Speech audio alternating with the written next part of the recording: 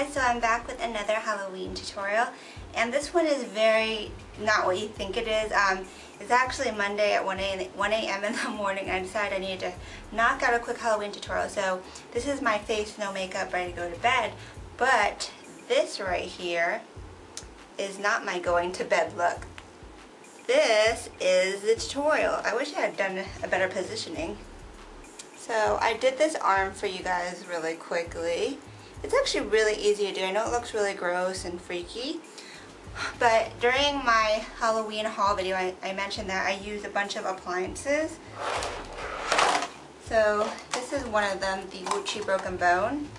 And I said that this is so easy to apply and make it look real and cool and just terrifically amazing without having to fake the skin look and do all this other stuff. So you just glue it on pretty much, and then you make it look real with like eyeshadow, shading, and then some blood. So this is the look. And now this is my broken bone, bruise, burnt look. You can take it as dramatic or as subtle as you would like. This would be great for like a zombie look, a gory look, like a dead kind of look. And I told you I would show you how to apply these. So anytime you have some kind of like latex appliance, they say just glue it on and just that's it, but you want to make it look real and look convincing. So I showed you how to do this using some really cheap eyeshadows from Stone Lace's 168 palette, as well as the Graftobian Theatrical makeup. So if you guys want to see how I did this look, stay tuned for the tutorial. Alright guys, so this is at a different angle because I'm going to show you how to apply this on my arm. And usually I do face tutorials, but since this is going here, I positioned the camera a little differently, so hopefully you can see everything. I'm going to start off with the materials that we're going to use. I have a couple of basic things. I have a mixing palette right here. I got some different brushes.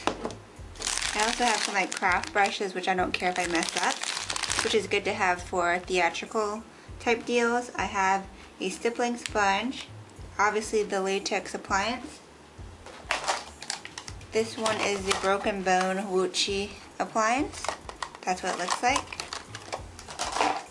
We also have some other theatrical type makeups, including Graftobian liquid latex. Most of this stuff is Graftobian, by the way.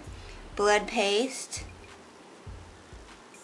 We have sage blood. Spirit gum. And we also have a couple of random things here. I have some rubber grease paint from Graftobian in red and yellow. In here we have some other stuff going on. I have Graftobian blood gel right in here. And some other type of dealios. I also recommend having like some kind of basic palette with a whole bunch of colors. This is the 168 palette from Sedona Lace. I'm going to use it to create some bruising colors with like the matte colors, including purples, these purples, blues, blacks, and the reds. So the first thing to do when you're applying something is to clean your skin. So I'm going to just use a little bit of alcohol and wipe it off with this paper towel. And this is where I'm going to apply it. And I'm using latex here, so if you have a latex allergy, remember to be careful and look for products that are latex free. An alternative is Prosaid, which is another way to adhere these kind of appliances. So that's just my little cautionary warning. So what I'm going to do is apply this right here. And right now it looks pretty fake, right? But I'm going to show you how to make it look real. I'm actually going to put it at this angle so you guys can see it better in the camera. So the first thing that you're going to do is kind of measure it out and see where you want to put it. If you want, you can also trim the edges if they feel like they're too big. I'm just going to leave it the way it is. And what I'm actually going to do is just take a white pencil and kind of make some marks.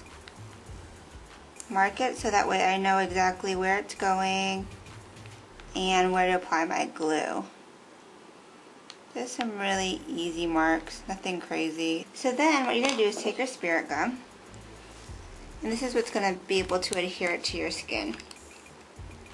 So I would apply it to your skin like this. You can also use another disposable brush if you want to keep this sanitary. And then I'm also going to apply it to the edge of the appliance. And here's just a heads up, if you have a lot of hair in the area where you're applying your product, you might want to remove it first because this is sticky and it will tend to pull on hair. So I'm applying this to the edges, especially where I want it to be glued down. You can always apply a little bit more later. Okay, so in order to get spirit gum to stick, you actually have to kind of play with it to get it more matte. I'm going to just take a spatula and tap it, and as I tap it more and more, it gets sticky. Okay, now when you feel it's sticky, this is when you can actually apply it to your skin.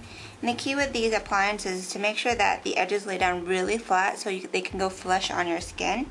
So I'm going to follow the basic outline that I created and lay it down carefully, making sure none of the edges roll over. I'm just going like around the circle, laying it down flat. And it doesn't have to be perfect from where you outlined. Okay, so now I'm kind of rolling the edges down. If you feel like you didn't get enough glue because some pieces are hanging up like this, go ahead and apply more spirit gum because you want this to be flush with your skin, otherwise it won't look as real. Okay, so once you feel like you've done a pretty good job, now you can move over to the next step. This step is optional, but I definitely highly recommend it. What you're going to do is you're going to blend these edges into the skin a little bit better. So we're going to take our liquid latex, and this is going to act as also an adhesive to any parts that aren't completely glued down. But it's going to really act as a second layer of skin, so that way this blends into your actual skin. So what I'm going to do is take a little bit and pour it onto my palette. Okay. You're going to want to do this because latex dries really quickly. And then I'm going to take one of these disposable brushes that I don't really care about. These are from the art store. They cost like $2 for a whole pack of like 30. And then what I'm going to do is apply a very thin layer to the outside edge.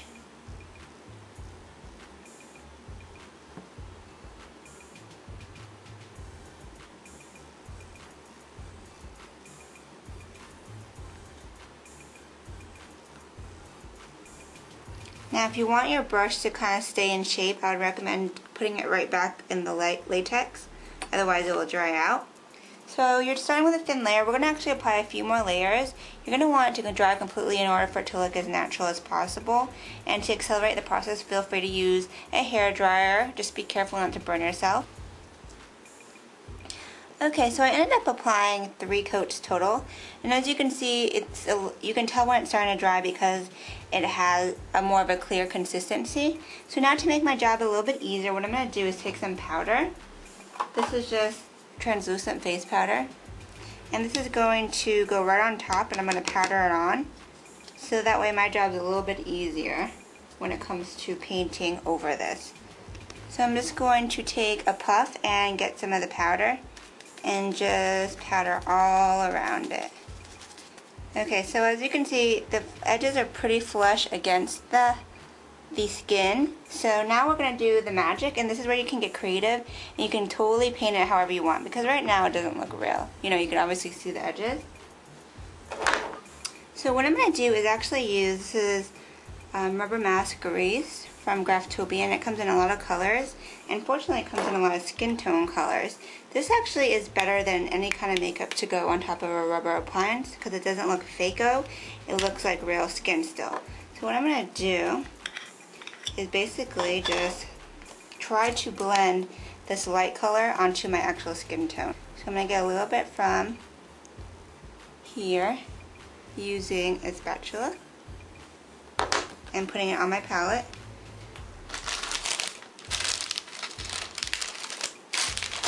And then I'm just going to use one of the cheap art store brushes, and I'm just going to pounce it right on top and blend out the edges onto my skin.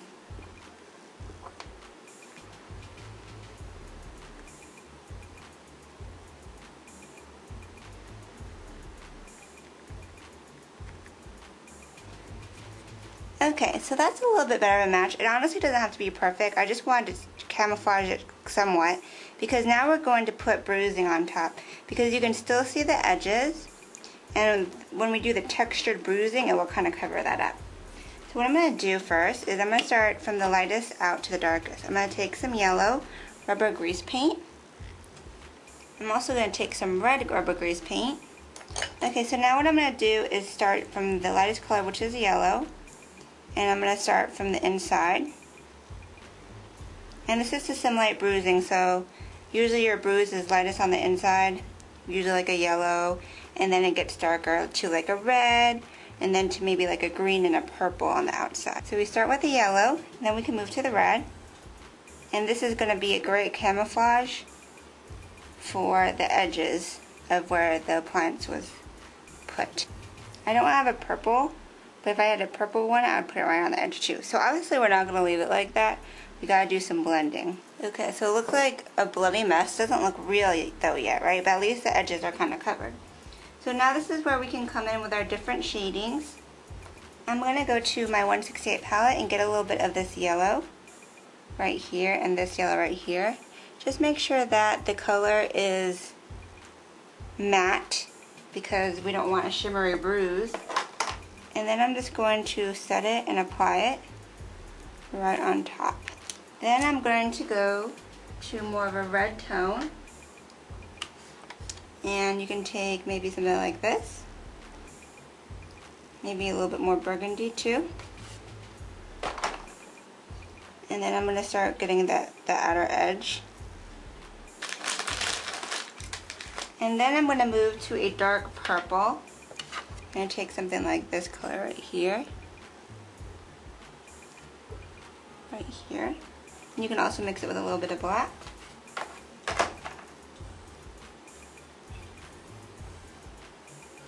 And now we're going to start getting the outer edge of the bruising.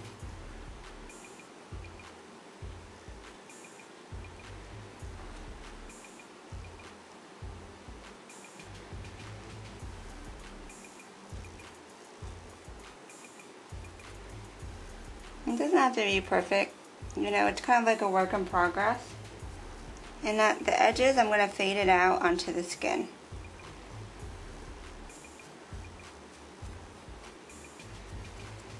You can also use your puff to help fade it out.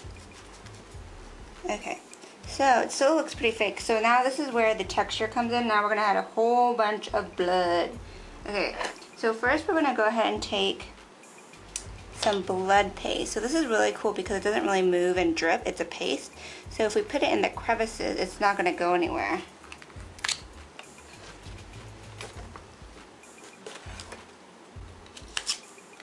So I'm going to scoop a little bit out and put it on my palette. And then I'm going to take a smaller brush and we're going to start getting it into the crevices. And these are all art store paint brushes that I have. So it can fit right in here, and this is going to give it the wet texture of blood. Just get really all up in the crevices.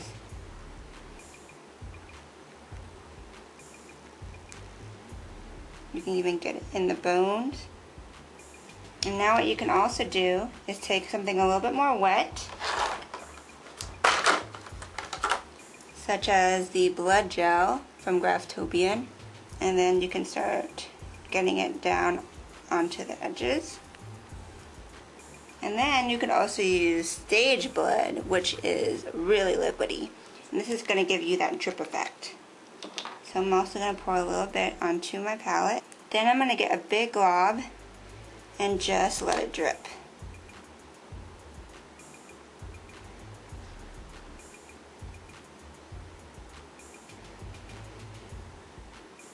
I want this to simulate blood that's just kind of falling.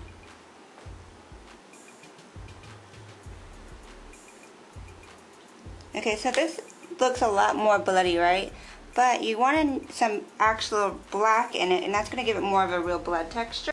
So I'm going to take the rubber grease paint in black and just apply it kind of around the base, just to kind of give it more of a realistic look. Okay, so I got the same brush and I'm just now kind of painting.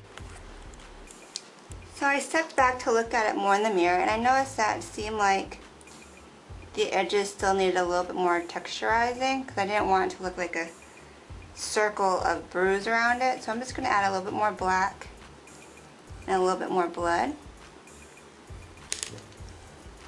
and just kind of blend it out. And if you like you going too much with it, feel free to take your little puff and kind of erase some of it. So it's really gross. You can really go as far as you want with it. You know, like it's up to you how subtle or how realistic you want to go with it. But like I said, take a step back so you can like kind of look at your arm in a big mirror so you can really see what's going on. That's what helped me when I'm working on this, because it's kind of hard to tell just looking at my arm straight on.